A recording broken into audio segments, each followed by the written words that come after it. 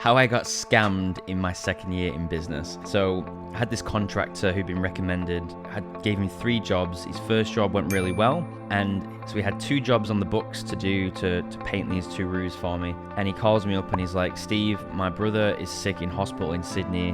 I've got no money. I really need to go immediately down there to see him. This is an emergency. I wouldn't normally ask this, but is it okay if you pay me one of those jobs in advance? Can I get an advance on those jobs? And so if you're a business owner, you've probably had people try and push the boundaries on you before. You've probably had people ask for things they probably shouldn't do, breaching a professional boundary. And but me being a naive, kind of young, very trusting entrepreneur at the time, very naive, I was like, yeah, sure, no worries. And I ended up paying him this advance.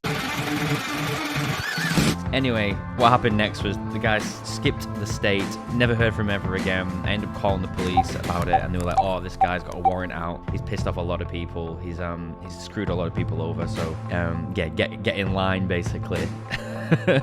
You're probably not going to see that money for a long time. And so trust is earned, not given. If you just give it away too easily, then you're going to get burned. And so have some common sense in business. If people are asking for advances, unless you really know that person, you've got a very strong relationship with them, even then it is a huge breach of that business boundary. And so I would recommend, from my personal experience, don't make the mistakes that I did.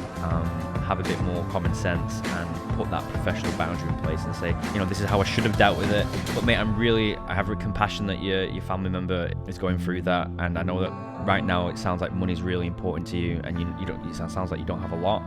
However, I have to treat everybody fairly and the same at the company, and I wouldn't extend an advance to anyone else at the company, so I can't make a special arrangement for you, because that would just be unfair on everybody else at the company, and I hope you can respect and understand that. And so that would have been the more professional way to deal with it. But lesson learned, and that's that you're not always going to make the right choice. You've got to just pick up your boots and just move on and just learn from each experience. So yeah, hope that was helpful. If you have had a similar experience, put it down in the comments. What happened to you? Have you been scammed in business? And yeah, it's just one of those things. You got to just keep moving.